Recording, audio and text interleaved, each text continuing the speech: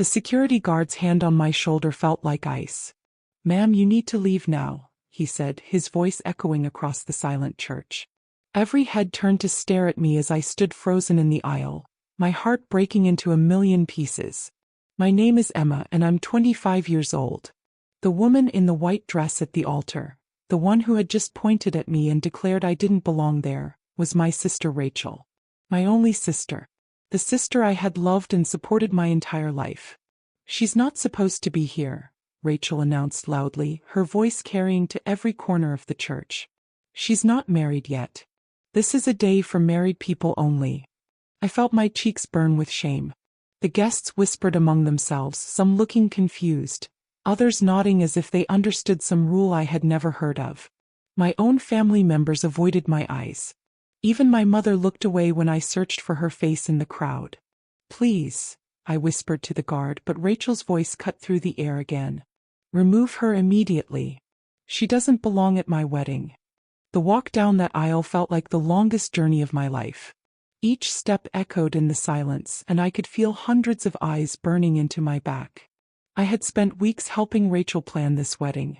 I had addressed invitations, tasted cakes, and held her hand through every moment of stress. I had bought a new dress just for this day, hoping to make her proud. Outside the church, I sat in my car and cried until I had no tears left. My phone buzzed with messages, but I couldn't bear to read them. The humiliation was too deep, too raw. How could my own sister do this to me? What kind of rule said unmarried people couldn't attend weddings? It made no sense. That night, I packed my bags and left town. I couldn't face anyone after what had happened. I had some savings and I decided to start fresh somewhere new. I moved to the city, found a small apartment, and got a job at a marketing company. I threw myself into work, trying to forget the pain of that day. Months passed and slowly I began to heal. I made new friends and discovered parts of myself I had never known. Without my family's constant judgment and my sister's shadow hanging over me, I started to shine. My work was noticed by the company's executives, and I got promoted twice in my first year. It was at a company event that I met Daniel. He was tall, with kind eyes and a gentle smile that made my heart skip. He was the CEO of a tech company, but he was also humble and funny. We talked for hours that night, and I felt something I had never felt before. I felt truly seen and valued. "You have this light about you," Daniel told me on our third date. "You're genuine in a way that most people aren't." We dated for 8 months, and every day with him felt like a gift. He supported my dreams, encouraged my ambitions, and loved me exactly as I was. When he proposed, it was simple and perfect. We were walking in the park on a Sunday morning, and he just stopped, got down on one knee, and asked me to be his wife. I said yes without hesitation. Our wedding was small but beautiful. We invited only close friends and people who truly cared about us. I wore my grandmother's pearls and felt more beautiful than I ever had in my life. Daniel's family welcomed me with open arms, and I finally understood what it felt like to be part of a loving family. After the wedding, Daniel and I moved into his beautiful house in the hills. It was like something out of a magazine, all windows and light, with a garden that looked like paradise. I continued working, but now I also helped Daniel with his business. We made a great team, and the company grew rapidly. 3 years into our marriage, Daniel's business was valued at $50 million. We were featured on magazine covers and invited to exclusive events. Despite the wealth and attention, we stayed grounded and focused on our love for each other. We donated to charities, helped young entrepreneurs, and tried to use our success to make a positive difference. It was during this time that my past came knocking on my door. I was in my garden one morning, watering the roses, when I heard the doorbell ring. Our housekeeper answered it, and I heard a familiar voice asking for me. My blood ran cold. It was Rachel. I hadn't spoken to my sister since that horrible day at her wedding 4 years ago. I had changed my phone number and moved cities to escape the pain she had caused me.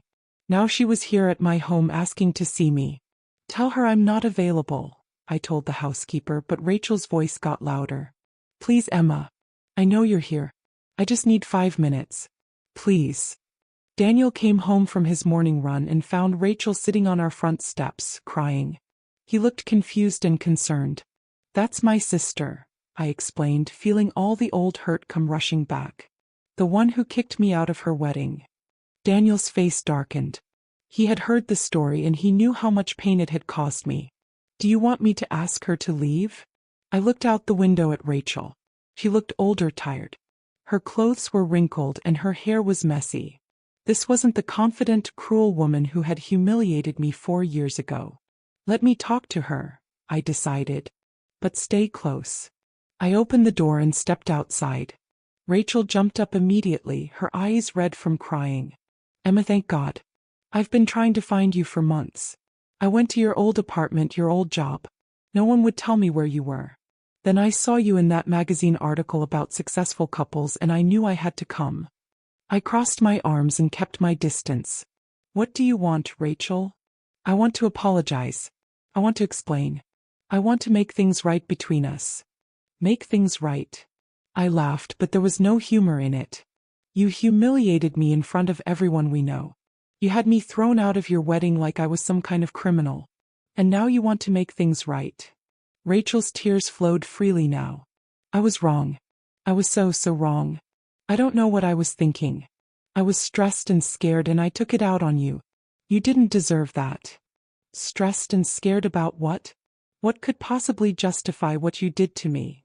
She looked down at her hands. Tom was having doubts about marrying me. He said he wasn't sure I was the right person for him. I panicked.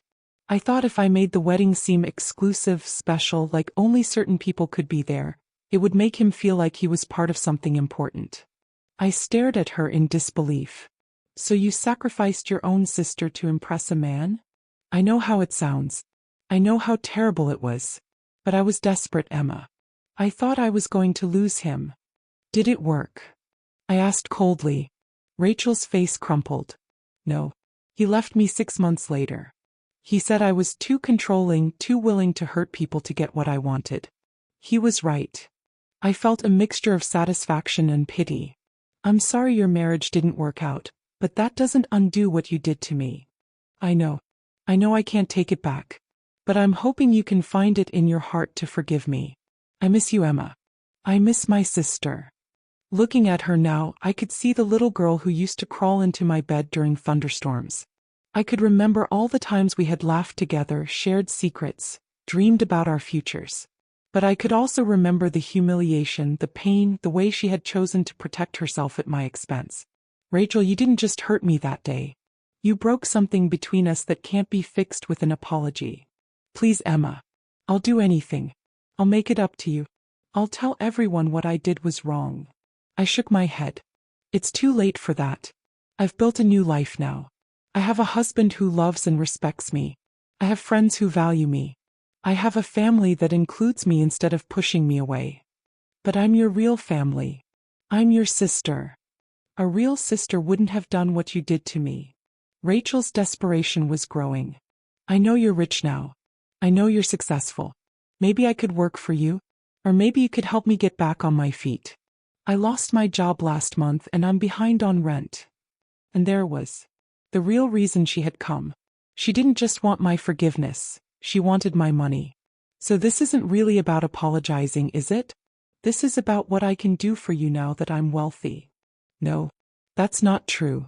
I really am sorry. But yes, I'm struggling and I thought maybe since you're doing so well. I felt a cold anger settle in my chest.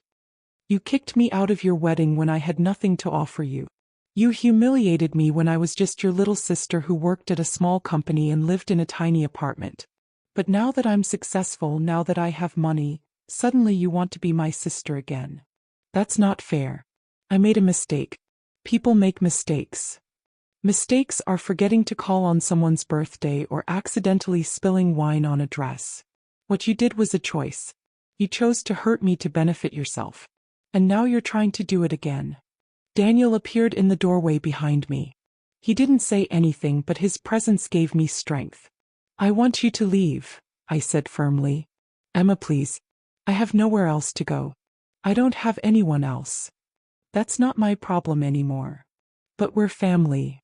Family doesn't treat each other the way you treated me. I stepped back toward the door. I want you to leave my property now. And I don't want you to come back. You can't be serious. You're really going to kick me out? Your own sister.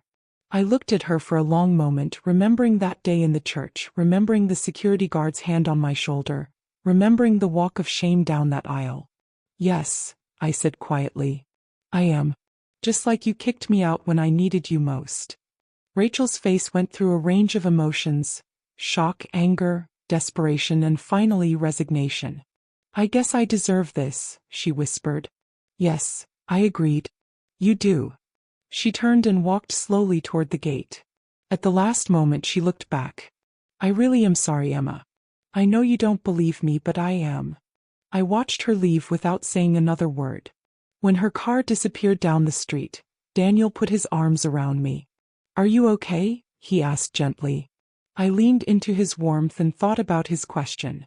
4 years ago I would have been devastated by this encounter. I would have felt guilty and conflicted. I might have even given in to Rachel's requests. But I wasn't that person anymore. I had learned to value myself, to set boundaries, to surround myself with people who truly cared about me. I had learned that family isn't just about blood. It's about love, respect, and loyalty. Yes, I said, and I meant it. I'm okay.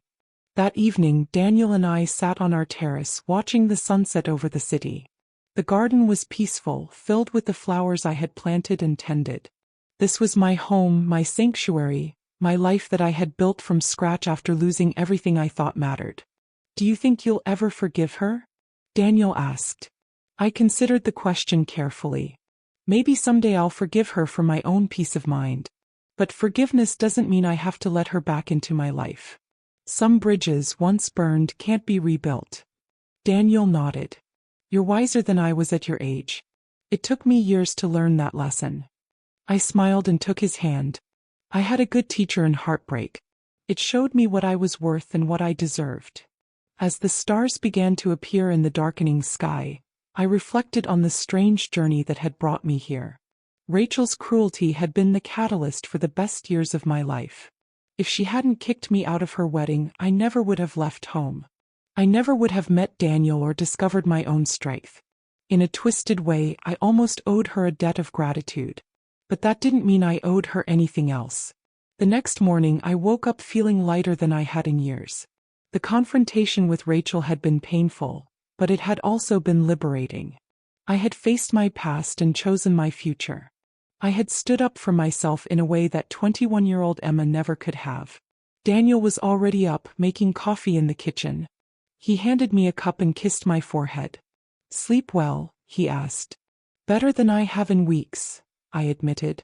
I think I needed that closure, even if it didn't go the way Rachel hoped. I'm proud of you, he said. It couldn't have been easy, but you handled it with grace.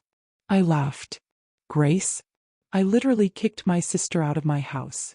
Sometimes grace means protecting yourself from people who would harm you, even if those people are family.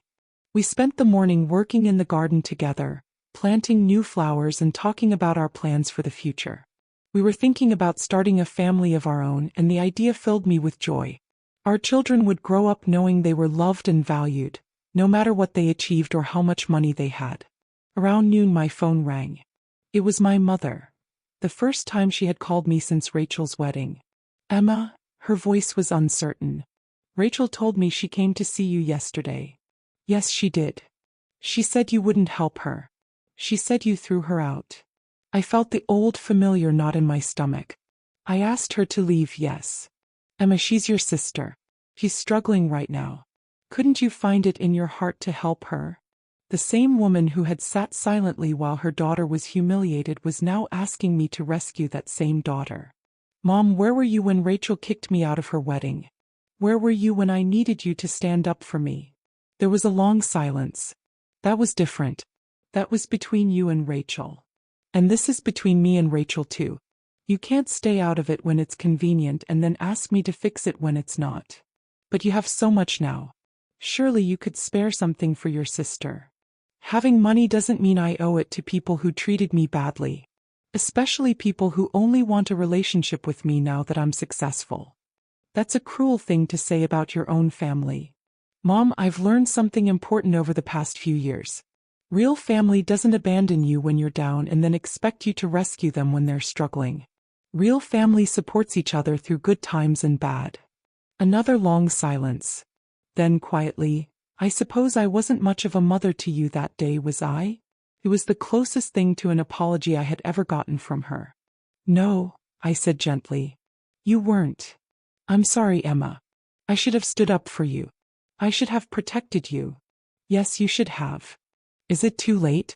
Can we try to rebuild our relationship? I looked out at my garden, at the life I had built with Daniel, at the peace I had found. I don't know, Mom. I need time to think about it. I understand. I love you, Emma. I hope you know that. I hope I can believe that someday. After I hung up, Daniel found me sitting quietly on the garden bench. Your mother, he guessed. I nodded. She wants to fix things too. But at least she acknowledged what she did wrong. That's something Rachel never did. No. Rachel was only sorry about the consequences, not about her actions. Daniel sat beside me and took my hand. You know what I love most about you? What? You've turned your pain into wisdom instead of bitterness. You've used your hurt to build something beautiful instead of tearing others down. I leaned against his shoulder and smiled. I had a lot of help. We both did. We found each other when we needed it most.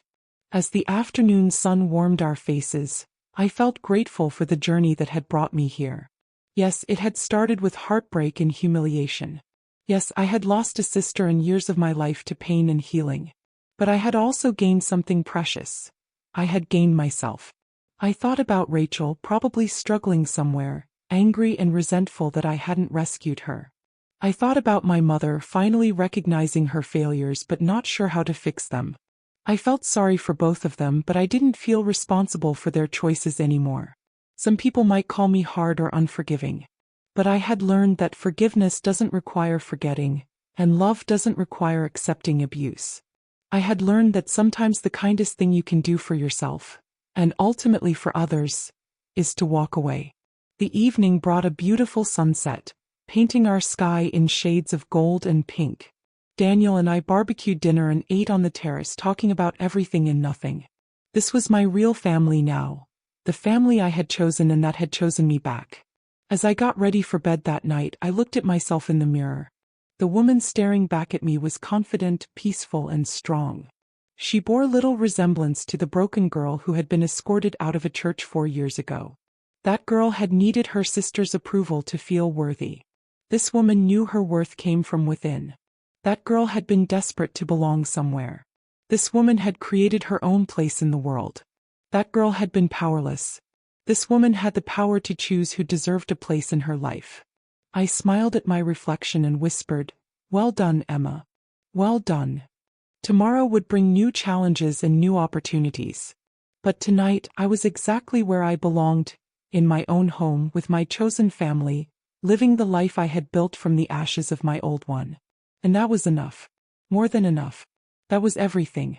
Thank you for listening to my story. If you have been touched by this story and do love to be listening to this kind of stories, please subscribe to this channel and don't forget to like this video. Share your thought on this story. See you on the next one.